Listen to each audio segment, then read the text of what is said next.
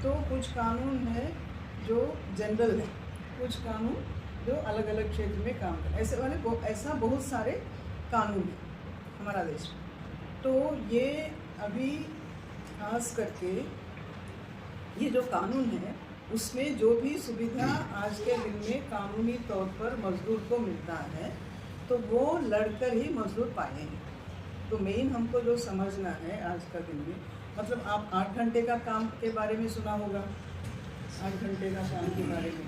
तो 8 घंटे का काम मजदूरों का एक अधिकार आज के दिन में माना जाता है, लेकिन उसके पीछे बहुत सालों का लड़ाई है। हम मे दिवस मनाते हैं, मे दिवस में हम बात भी करते हैं ना, ये 8 घंटा का लड़ाई को याद करते हुए मे दिवस मनाने का ये है।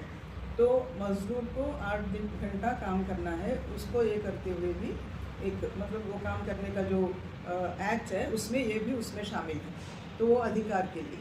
तो ऐसे ही मजदूर को वेतन कितना मिलना चाहिए, ये सारा कानून के पीछे ऐसा लड़ाई है। जैसे मे दिन का इसके पीछे लड़ाई है, वैसे ही न्यूनतम वेतन के लिए जो कानून बना है उसके पीछे भी मजदूरों का लड़ाई है।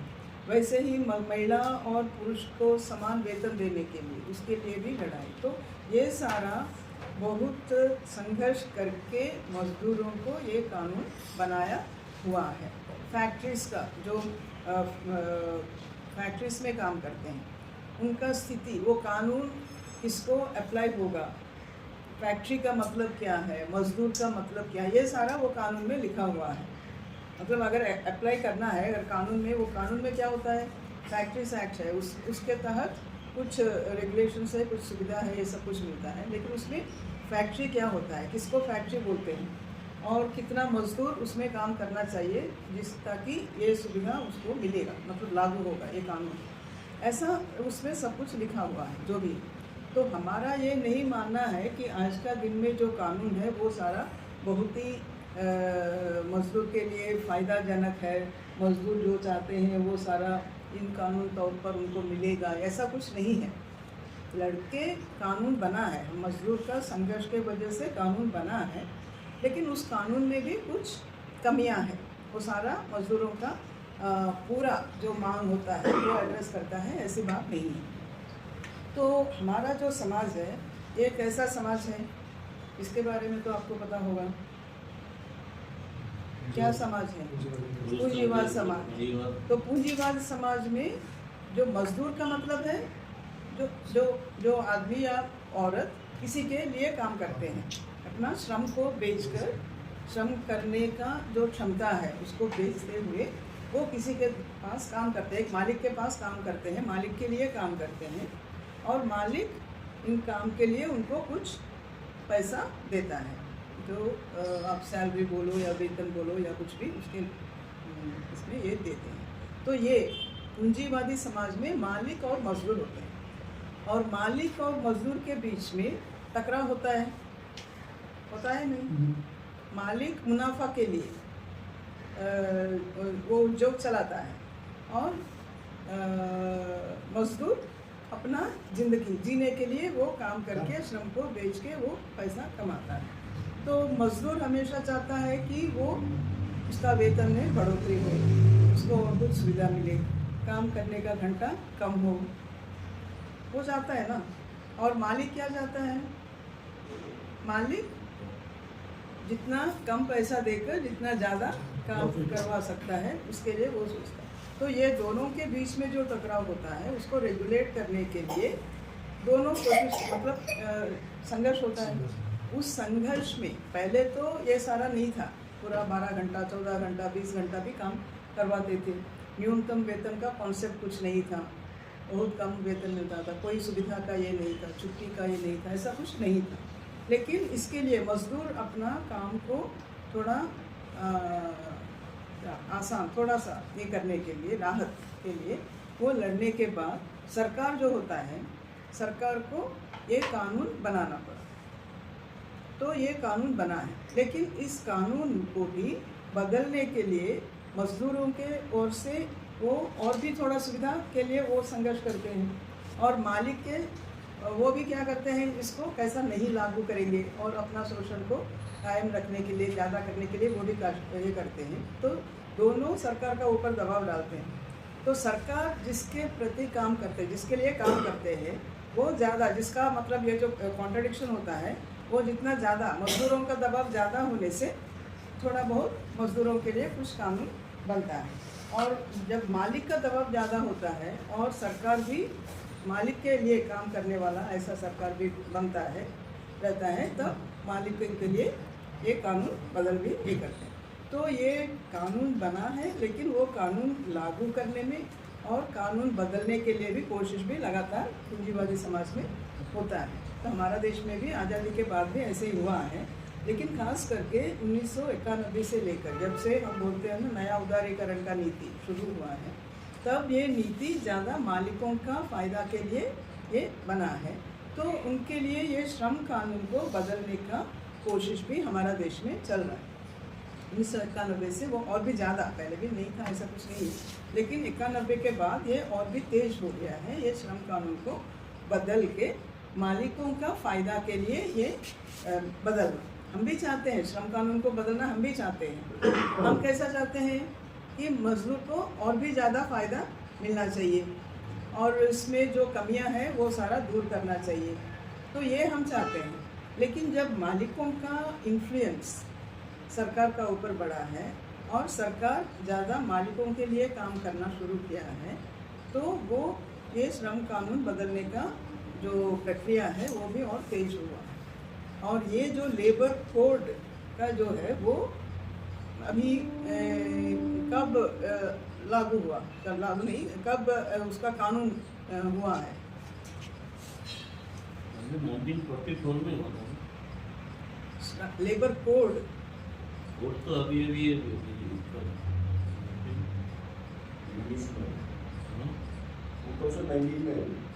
2019 में बीजेपी सरकार आने के बाद ये जो प्रक्रिया श्रम कानून को बदल के मजदूरों का जो अधिकार है उसको कम करते हुए मालिकों का फ़ायदा के लिए इसको बदलने का जो कोशिश वो चलता रहा है। लेकिन 1991 से ये और भी तेज हुआ है। मतलब 1991 में कांग्रेस सरकार था, उस समय से ये हुआ है, लेकिन उस समय से वो इतना तेज नहीं पकड़ा है, नहीं हो पाया है, क्योंकि 1991 के बाद जो सरकारें आए हैं उनका इतना पूरा मेजॉरिटी नहीं था। 1991 में जो पीवी नरसिम्हा सरकार था वो भी पूरा उनका ताकत नहीं था, लेकिन उसके बाद में जो सरकार आए हैं उनका एक ही पार्टी का पूरा मेजॉरिटी है, ऐसा सरकार आया नहीं है।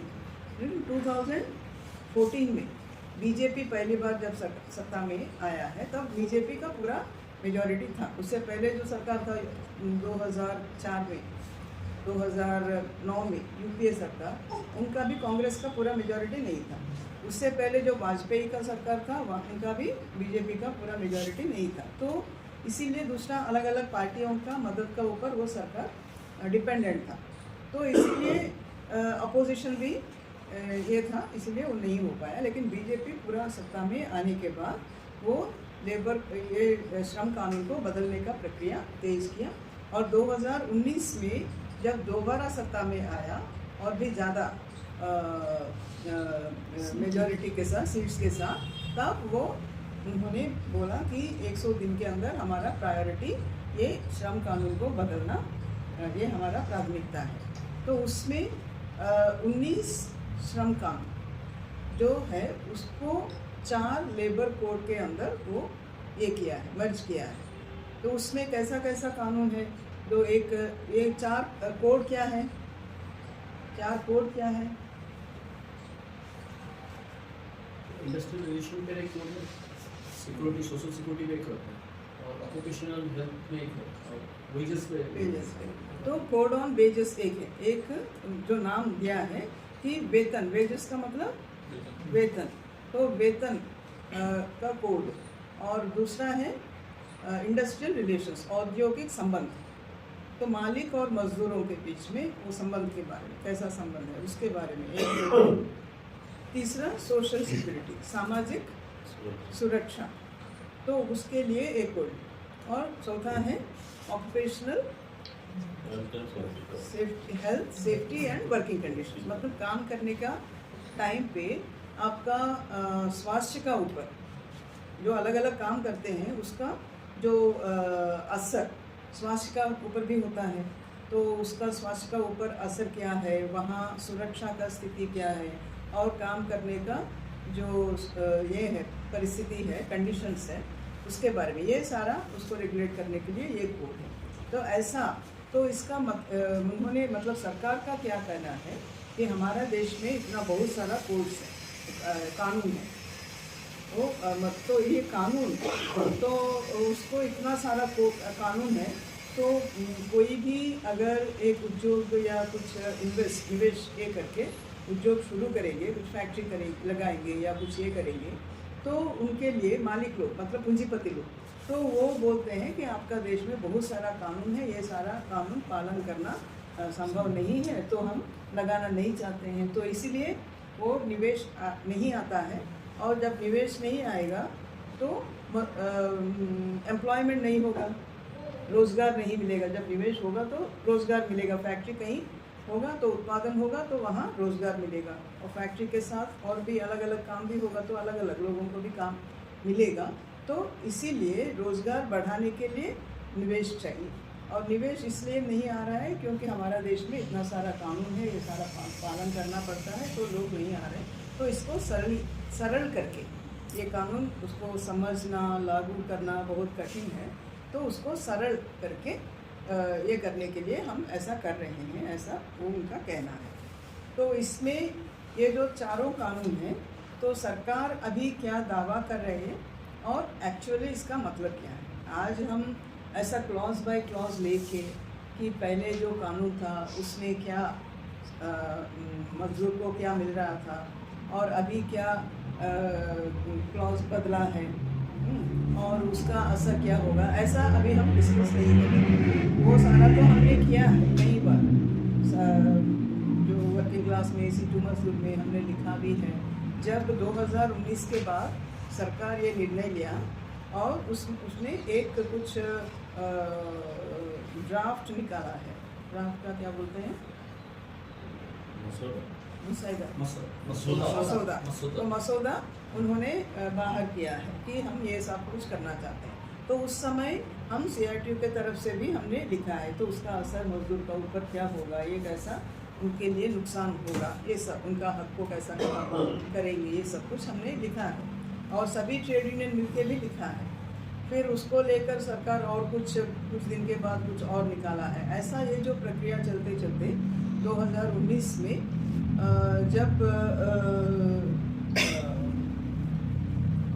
सितंबर में 2019 में कोड ऑन वेजेस पारित कर दिया सरकार ने। जो उसमें क्या है, हमारा देश में जो न्यूनतम वेतन का एक कानून है, पहले न्यूनतम वेतन का एक कानून है, और पेमेंट ऑफ वेजेस मतलब जो वेतन कैसा देना है, कब देना है, उसका ये रेगुलेट करते थे एक है, और बोनस देने का उसका एक कानून है, मजदूरों का बोनस कैसा मिलेगा, क्या मिलेगा, उसको ये करने के लिए, और इक्वल रेम्यूनरेशन एक्ट एक है, मतलब महिला और पुरुष के लिए या जो भी समान काम जो करते हैं उनको समान वेतन मिलना चाहिए, उसके लिए भी एक कानून है। तो ये चारों कानून को इकट्ठा करते हुए वो ये कोड ऑन वेजेस में इकट्ठा कर लिया।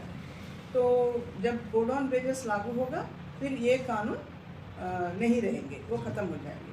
तो ये कानून ख़त्म हो जाएगा। सरकार का क्या कहना है कि उसमें जो भी मजदूर के लिए फ़ायदाजनक क्लॉजेस है वो सारा हम इसमें शामिल कर दिया कोड ऑन वेजेस में, तो वो कानून अभी नहीं रहेगा, चार कानून एक हो जाएंगे।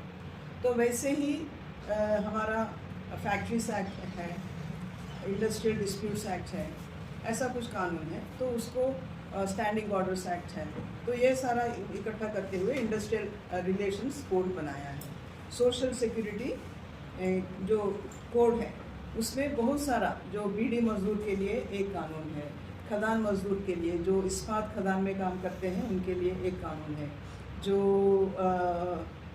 डोलोमाइट माइंस बोलते हैं उसके लिए एक कानून है। ऐसा अलग अलग खदान में काम करने वालों के लिए अलग अलग कानून है। तो ऐसे ही EPF एक्ट है, ESI का एक्ट है, ये सारा ऐसा सब कुछ, मैटरनिटी बेनिफिट एक्ट है, तो ये सब कुछ ये करते हुए सोशल सिक्योरिटी कोड बनाया है, और ऑक्यूपेशनल हेल्थ सेफ्टी में भी इसमें ये कुछ कॉन्ट्रैक्ट वर्कर्स के लिए एक ठेका मजदूर के लिए कुछ कानून है। तो ये सब कुछ मिला के वो occupational safety, health and working conditions का वो। तो मेनली उसका डिटेल में नहीं जाते हुए हमको क्या समझना है, हम इसको क्यों विरोध कर रहे हैं। आज आपने बोला ना कि हम उसके विरोध कर रहे हैं। अभी 18 तारीख को, मार्च 18 तारीख को एक राष्ट्रीय कन्वेंशन भी है, और वहाँ से एक हड़ताल ये करने के लिए आह्वान भी दिया जाएगा, शायद मई 20 तारीख।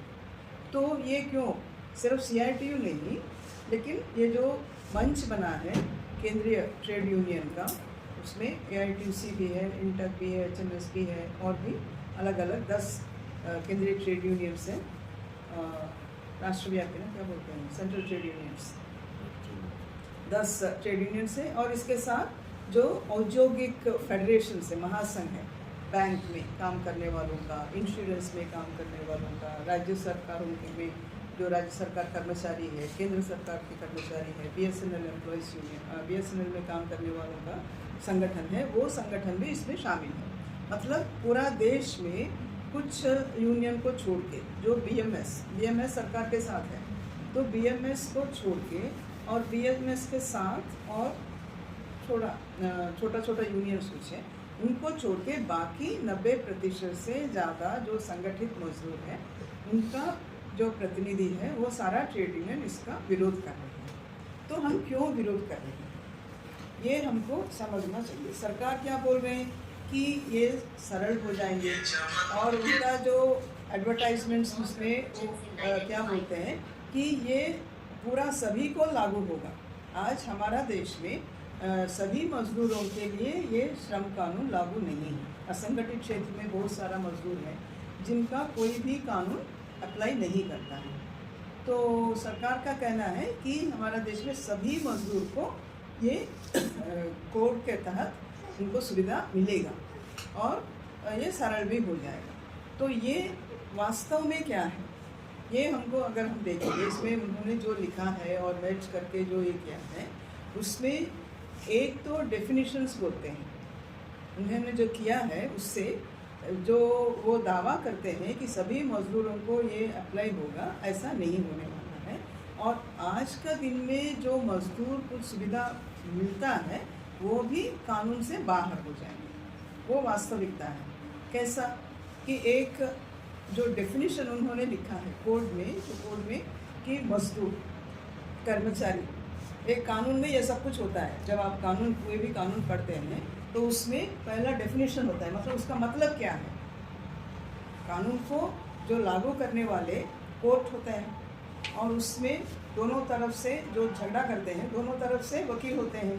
तो कानून में जो लिखा हुआ है उसको इंटरप्रेट करते हैं, उसमें क्या लिखा है, उसका क्या मतलब है असल में, उसको इंटरप्रेट करते हुए वहाँ आर्ग्यूमेंट करते हैं, वो सब कुछ होता है। तो उसके लिए डेफिनेशन का भी एक इम्पॉर्टेंट है।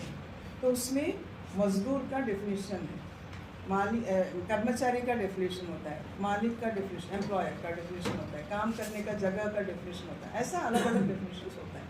तो इसमें इन्होंने क्या किया, जो मजदूर और कर्मचारी दोनों का अलग अलग ये करते हुए, दोनों एक जगह में मजदूर बोलता है, एक जगह में कर्मचारी बोलते हैं, उसमें कंफ्यूजन पैदा कर दिया, और ज़्यादा जगह में एम्प्लॉय का नाम लिया है।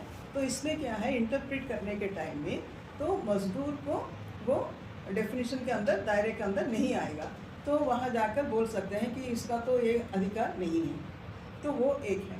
और दूसरा क्या है, अलग अलग ये करके उसमें लिमिट कर दिया। जो पहले फैक्ट्री का मतलब क्या होता था, अगर बिजली से चलता है तो 20 लोगों से ज़्यादा काम करना, मतलब वो जो कानून अप्लाई करने के लिए, अगर एक फैक्ट्री बिजली से चलता है तो उसमें अगर 20 लोग काम करते हैं तो वो कानून वहाँ लागू होगा। और 20 लोग से कम करेंगे, 10 लोग काम करते हैं, बिजली का है तो 10 लोग काम करते हैं तो वो कानून लागू होगा। और बिजली नहीं है तो 20 लोग काम करेंगे तो वो कानून अप्लाई होगा। लेकिन अभी इसमें उसको बढ़ा दिया है। तो बढ़ा के क्या किया, अगर बिजली से चलता है तो वो 40 20 होगा, और बिजली नहीं है तो 40 होगा, ऐसा उसको बढ़ा दिया है।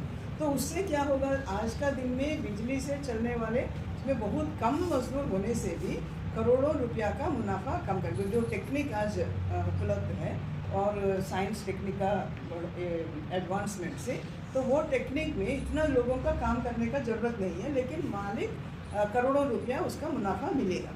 तो इसका मतलब क्या है, तो मज़दूरों का संख्या बढ़ा दिया तो उतना मज़दूर नहीं होने से उस फैक्ट्री में वो कानून अप्लाई ही नहीं करेगा, तो वो लागू नहीं होगा वहाँ। तो बहुत सारा ऐसे ही हमारा देश में बहुत सारा फैक्ट्रीज जिसमें कम लोग काम करते हैं उनको ये एक्ट अप्लाई नहीं होता है। ऐसा छोटा छोटा फैक्ट्री देश में ज़्यादा है और ज़्यादा मजदूर छोटा फैक्ट्री में ही काम करते हैं। तो अभी वो संख्या बढ़ाने से फिर वो फैक्ट्री भी ये कानून का बाहर आ जाएगी। तो इंक्लूसिव नहीं है, वो एक्सक्लूजन हो जाता है। मतलब जो कानून का बाहर है उनको कानून के अंदर नहीं ला रहे, क्या हो रहे हैं, जो कानून के अंदर थे पहले उनको भी कानून से बाहर निकाला जा रहा है। तो वैसे ही ठेका कॉन्ट्रैक्ट वर्कर्स का जो कानून है, कॉन्ट्रैक्ट लेबर का कानून है, ठेका मजदूरी के लिए जो कानून है, उसमें भी ऐसे ही किया है। तो पहले से वो संख्या को बढ़ा दिया, पहले 20 था, अभी उसको 50 कर दिया। मतलब कोई ठेकेदार अगर 50 से कम मजदूरों को वो ठेका पर काम करवाएगा तो वहाँ ये कानून अप्लाई नहीं होगा, तो और भी ज़्यादा मजदूर बाहर निकल जाते हैं। तो ये मेन पॉइंट ये है कि मजदूरों को ज़्यादा कानून के अंदर नहीं ला रहे हैं, ज़्यादा लोगों को बाहर निकाला जाता है। तो एक मेन एक है। दूसरा क्या है कि जो मजदूरों का जो अधिकार कानून होने से भी अगर वो अधिकार को लागू करवाना है तो जब तक मजदूर संगठन मजबूत नहीं होगा तो वो कानून कोई लागू नहीं करेगा। ये हमारा एक्सपीरियंस है। कानून कागज़ पे रहेगा, लेकिन कोई भी मालिक, आज भी हमारा देश में बहुत सारा कानून कागज़ में है लेकिन लागू नहीं होता है। अभी तक तो 8 घंटे का काम लागू है, लेकिन बहुत सारा फैक्ट्री में 12 घंटा काम करना पड़ता है। न्यूनतम वेतन का कानून है और सरकार न्यूनतम वेतन फिक्स करते हैं कि इस उद्योग में न्यूनतम वेतन इतना होना चाहिए, लेकिन वो लागू नहीं होता है। तो इसमें अभी मजदूर संगठन बनाना मुश्किल हो जाएगा। जो कोड में जो लिखा है उसके तहत जो टोटल वर्कर्स में 10% मजदूर अगर संगठन में शामिल होना चाहते हैं तभी वो संगठन रजिस्टर कर सकते हैं। पहले 7 था, तो 7 मजदूर इकट्ठा होने के लिए निर्णय लिया तो वो कानून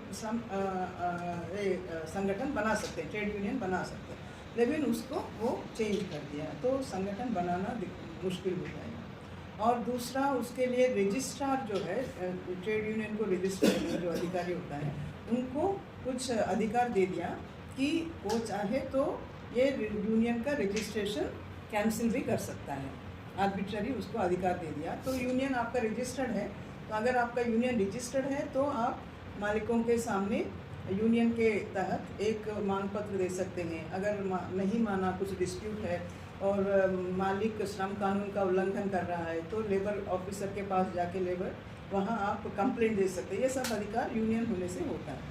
तो अभी यूनियन का रजिस्ट्रेशन अगर नहीं होगा तो ये सारा नहीं कर पाएंगे, तो उसमें भी दिक्कत पैदा की। और इसके साथ साथ हड़ताल में जाना, संघर्ष करना भी मुश्किल हो जाएगा। तो मतलब अगर मजदूर के पास क्या उसका ताकत क्या है, मजदूर का ताकत है अगर वो काम बंद करना। अगर मालिक से झगड़ा होगा तो मजदूर अपना ये कैसा दबाव डाल सकता है। अगर वो काम बंद कर देगा तो मालिक का ऊपर दबाव पड़ेगा, क्योंकि उसका उत्पादन बंद हो जाएगा। जब उत्पादन बंद हो जाएगा उसका कोई बेच नहीं पाएगा, उसका मुनाफा नहीं आएगा।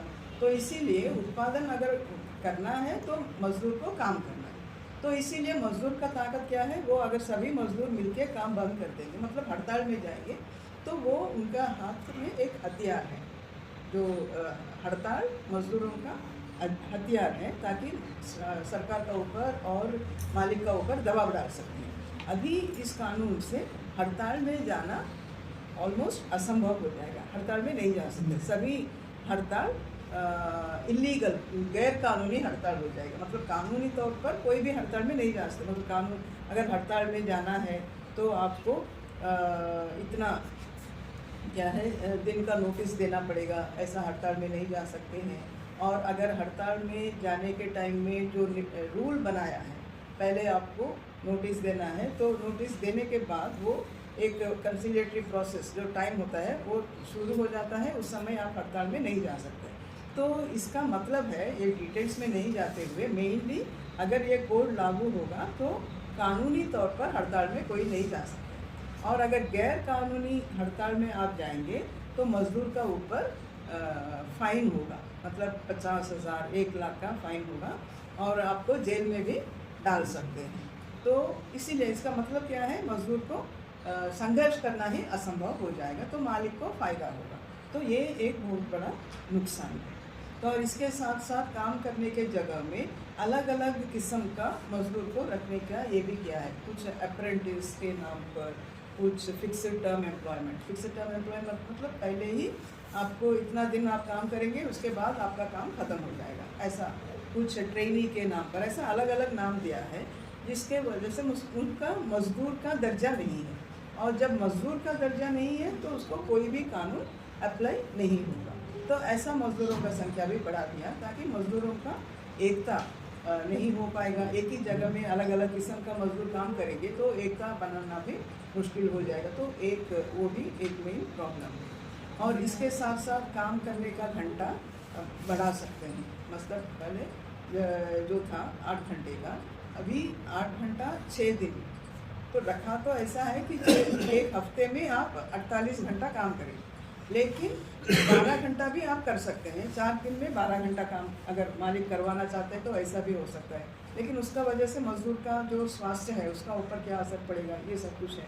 महिलाओं को रात को काम करना, उसका भी ये था, अभी वो भी डाइल्यूट कर दिया है। तो ऐसा अलग अलग काम करने का जगह में उनका जो आजकल बहुत सारा एक्सीडेंट्स होता है, इंडस्ट्रियल एक्सीडेंट्स, मज़दूर का मौत हो जाता है क्योंकि बॉयलर फट जाता है, कंस्ट्रक्शन में गिर जाते हैं, ये सब कुछ होता है। उसके मतलब उसको मज़दूर का रक्षा के लिए मालिक को कुछ कदम लेना पड़ता है। ये आज का दिन में जो कानून है अभी वो भी कमज़ोर कर दिया है। और जो प्रवासी मज़दूर है उनका रक्षा के लिए एक कानून था, अभी उसको भी ये कमज़ोर कर दिया है। तो ऐसा जो काम करने का जगह में उनको जो सुविधा मिलना चाहिए, बाथरूम का, टॉयलेट का, रेस्ट करने का, कैंटीन का, ऐसा जो सुविधा भी वो सारा भी बहुत कमज़ोर कर दिया। तो वो भी एक प्रॉब्लम है। और सामाजिक सुरक्षा का आज कुछ उद्योग में मालिक को जो उत्पादन होता है उसी के मुताबिक कुछ सेस देना पड़ता है मज़दूरों का सुरक्षा के लिए, ताकि उससे मज़दूरों को कुछ हॉस्पिटल बनाना, मज़दूरों का बच्चे के लिए क्रेश का सुविधा ये करना, और ऐसे ही उनका बच्चों के लिए स्कॉलरशिप्स देना, ऐसा कुछ सुविधा कुछ कानून से उनको मिलता है। बीड़ी मज़दूर जो है बहुत गरीब है, तो उनके लिए ये सारा सुविधा मिलता है। उनका हॉस्पिटल्स, उनके लिए बच्चों के लिए स्कॉलरशिप, उनका चश्मा, ऐसा कुछ सुविधा उसके तहत मिलता है। तो अभी जीएसटी आने के बाद वो सारा सेस इकट्ठा करना ख़त्म कर दिया। तो इसमें कोई भी सुविधा सोशल सिक्योरिटी स्कीम नहीं है, नया स्कीम कुछ भी इसमें नहीं है। और ये सारा सेस जब भी ख़त्म कर दिया, उनका जो वेलफेयर बोर्ड्स होते हैं उनके पास पैसा नहीं है, तो ये कुछ नहीं लाते। तो ये सारा मतलब जो सरकार दावा कर रहे हैं उसमें वो सारे गलत हैं। लेकिन मेनली सरकार क्या बोल रहे हैं, क्यों ये लागू कर रहे हैं कि हमारा देश में ईज़ ऑफ डूइंग बिजनेस, मतलब व्यापार करना और उत्पादन करना सरल हो जाएगा। तो इसके वो किसके लिए सरल हो जाएगा, मालिकों के लिए सरल हो जाएगा, ताकि वो ये कर सकते हैं, मतलब ज़्यादा शोषण कर सकते हैं। इसके साथ साथ जो पहले कानून में इंस्पेक्शन करने का जो कानून है वो कानून ठीक से लागू हो रहा है या नहीं, वो देखने के लिए, निगरानी करने के लिए कुछ लोगों को इंस्पेक्टर्स का अपॉइंटमेंट था, तो वो इंस्पेक्टर अचानक जाके कुछ भी फैक्ट्री में जा सकते हैं और ये कानून लागू हो रहा है या नहीं वो मज़दूरों के साथ बातचीत करके इंस्पेक्ट करके अपना रिपोर्ट देंगे, तो उसका ऊपर कुछ कदम उठाया जाएगा, मालिकों का पनिशमेंट दिया जाएगा। अभी वो इंस्पेक्टर का जो व्यवस्था है वो भी ख़त्म कर रहे हैं, तो इंस्पेक्शन ही नहीं होगा तो मालिक अपने हिसाब से वो कर सकते हैं, शोषण कर सकते हैं। तो ये सारा जो कोड में है उससे मजदूरों का ज़्यादा नुकसान होगा। अगर एक शब्द में हम बोल सकते हैं तो पहले जैसा गुलाम जैसा हो जाएगा, मालिक मजदूर गुलाम जैसा हो जाएगा, उसका कुछ भी अधिकार नहीं होगा और उसका रक्षा के लिए भी कुछ नहीं होगा। और ये भी जो भी सुविधा आज का दिन में है वो भी एक कानून ऐसा बनाया कि फिर पार्लियामेंट के पास भी जाने का ज़रूरत नहीं पड़ेगा, ऑफिसर जो लोग हैं वही या सरकार है वही कानून इसमें भी बदलाव ला सकते हैं। तो आज का दिन में जो सुविधा मिलेगी है वो भी बाद में होगा, ऐसा भी गारंटी नहीं है, बिना पार्लियामेंट के पास जाके भी ये पूरा ख़त्म हो सकता है। तो इसीलिए हम विरोध कर रहे हैं। तो मेनली इसका पॉलिटिकल इम्पैक्ट क्या है कि आज का दिन में जब ये पूंजीवादी व्यवस्था में मालिकों का मुनाफा घटता जा रहा है, उत्पादन करते हुए उनका मुनाफा बढ़ नहीं पा रहा है, जितना वो बढ़ाना चाहते हैं उतना नहीं बढ़ रहा है, क्योंकि मुनाफा कब मिलेगा जब उनका माल वो बिक सकते हैं तभी मुनाफा मिलेगा।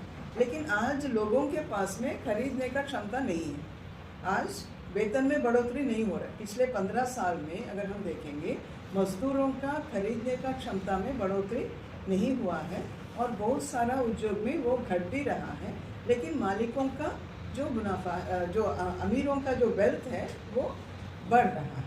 तो ये स्थिति में जब इनका खरीदने का क्षमता नहीं है तो वो माल बेच नहीं पाएंगे, तो इसीलिए वो स्पेकुलेटिव मार्केट में शेयर बाज़ार को ये सारा प्रमोट करते हैं।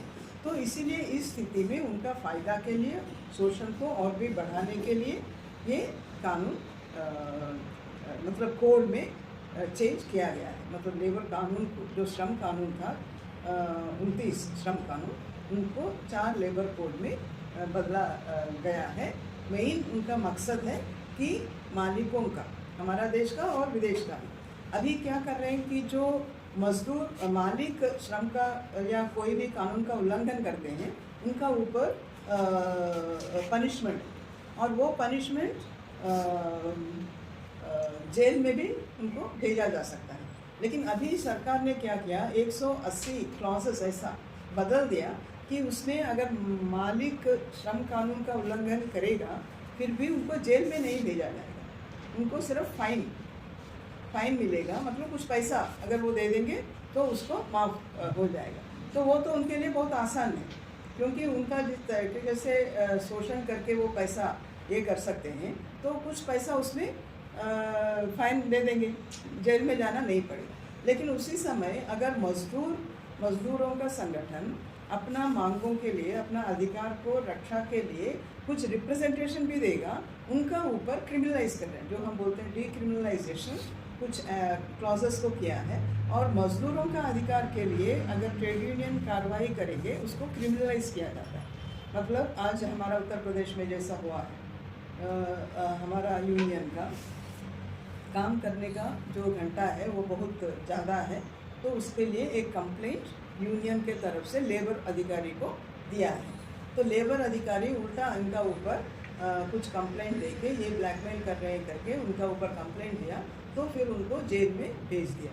मतलब मजदूर जो ट्रेड यूनियन लीडर्स को जेल में भेजा जाता है जो अपना अधिकार का रक्षा के लिए कुछ कदम उठाते हैं या कुछ कागज़ भी देते हैं, तो उनका ऊपर कार्रवाई किया जाता है और जेल में भेजा जाता है। मतलब क्रिमिनलाइजेशन मजदूरों का, मजदूर संगठन का नेताओं का ऊपर होता है, डीक्रिमिनलाइजेशन मालिकों का लिए वो डीक्रिमिनलाइज कर रहे हैं। तो इसका मतलब है मजदूरों का आज का दिन में जो अधिकार है उसका ऊपर हमला हो रहा है और भी तेज़ी से हो रहा है।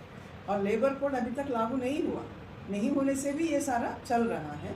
और लेबर कोड अगर लागू हो जाएगा और भी तेज़ी से ये होगा, एक जैसा गुलाम जैसा मजदूरों को बनाया जाएगा, कुछ भी आवाज़ उठाने का अधिकार नहीं है, उनका ऊपर हमला होगा। तो ये स्थिति को इसी के लिए मतलब इसलिए हम उसके खिलाफ लड़ रहे हैं। तो अभी 2020 में, जैसे आपने बताया, 2019 में कोड ऑन वेजेस पार्लियामेंट में, क्योंकि उनका मेजॉरिटी है तो वो पारित कर दिया, और 2020 में बाकी तीनों कोड जो है, code on industrial relations, code on social security, code on occupational safety, health and working condition, so ये तीनों कोड 2020 में, जब पूरा देश में जो कोविड का महामारी चल रहा था, उस समय पार्लियामेंट में ये जो खेत का एग्रीकल्चरल फार्म लॉस, तीनों फार्म लॉस पारित किया। उसका खिलाफ आवाज़ उठाते हुए पार्लियामेंट को जब पूरा अपोजिशन बॉयकॉट किया, उस समय ये तीनों लेबर कोड को इंट्रोड्यूस करके उसको भी पारित कर दिया है, मतलब पूरा अनडेमोक्रेटिकली ये पारित किया है। लेकिन 2020 से अभी 2025 तक हुआ, ये 4-4.5 साल से ज़्यादा हो गया है, लेकिन उसको पारित नहीं कर पाए। तो इसका कारण क्या है कि सभी मजदूर संगठन मिलके उसके खिलाफ लड़ रहे हैं। 2020 से बाद भी 2022 में हड़ताल हुआ, 2 दिन का हड़ताल हुआ, उसके बाद भी धरना प्रदर्शन ये सब कुछ हुआ, और उसके साथ साथ मजदूर संगठन और किसान संगठन दोनों मिलके भी एक दूसरे से मिलके इसका विरोधन किया। मजदूर संगठन कृषि कानून का विरोध किया, और किसान संगठन मजदूरों के साथ मिलकर लेबर कोड का भी विरोध किया। तो एक बहुत बड़ा विरोध हुआ है, तो लागू नहीं कर पाए। लेकिन अभी तीसरा बार जब सत्ता में सरकार आ गया है, बीजेपी का मेजॉरिटी नहीं है, लेकिन फिर भी उनका जो पार्टीज है, टीडीपी है, जेडीयू है, उनका मदद लेकर सरकार चला रहे हैं, तो फिर भी वो लेबर कोड को लागू करने के लिए वो निर्णय लिया है। तो अभी लगता है कि अप्रैल 1 तारीख से लेबर कोड लागू होगा। वो अभी तक ये नहीं बोला है, लेकिन जिस तरीके से वो सभी राज्य सरकारों का ऊपर दबाव डाल रहे हैं कि आपको लेबर कोड नोटिफाई करो, तब जाकर ये ऑल इंडिया लेवल पे नोटिफाई कर सकते हैं। तो दबाव डाल के कर रहे हैं। तो ज़्यादा राज्य में भी ये किया है, क्योंकि आज का दिन में तो बहुत सारा पूंजीपतियों का समर्थन में जो पार्टी है वही पार्टी है।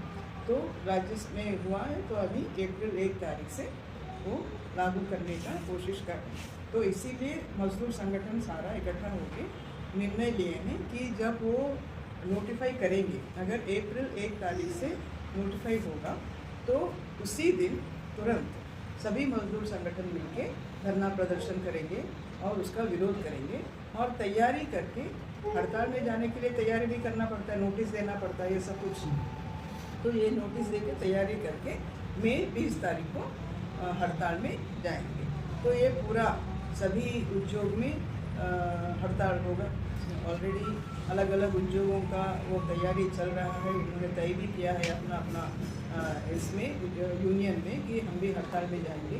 तो हमारा CITU के तरफ से इसका ऊपर ज़्यादा हमको कोशिश करना है कि सभी ट्रेड यूनियन साइन तो करते हैं डिक्लेरेशन का ऊपर, लेकिन उसी सीरियस के साथ वो नीचे स्तर पर लागू करने के लिए इनिशिएटिव नहीं लेते हैं।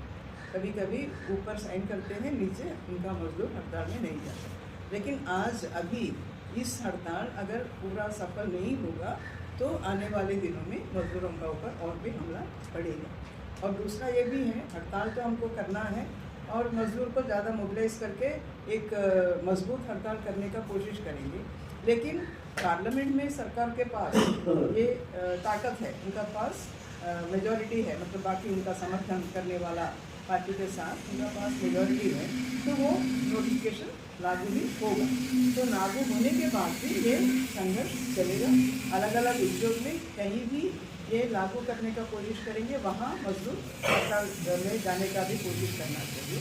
तो ये आने वाले दिनों में एक बहुत बड़ा संघर्ष होने का ये एक पहला ये होगा। अभी तक जो हड़ताल हुए हैं, ये श्रम कानून को बदलने का जो कोशिश कर रहा था, उसके खिलाफ 1991 से लेकर 2022 तक 22 बार पूरा हड़ताल में मजदूर वर्ग किया है। तो इसीलिए हम कुछ हद तक इसको रोक पाया है, जो उदारीकरण का नीति को कुछ हद तक हम रोक पाए हैं। लेकिन अभी अगर श्रम कानून का ये जो कोड लागू होगा, तो फिर भी वो नोटिफिकेशन आने के बाद भी ये संघर्ष चलेगा और तेज करने के लिए हमको कोशिश करना पड़ेगा। तो इसमें CITU का मेन भूमिका हमको निभाना पड़ेगा।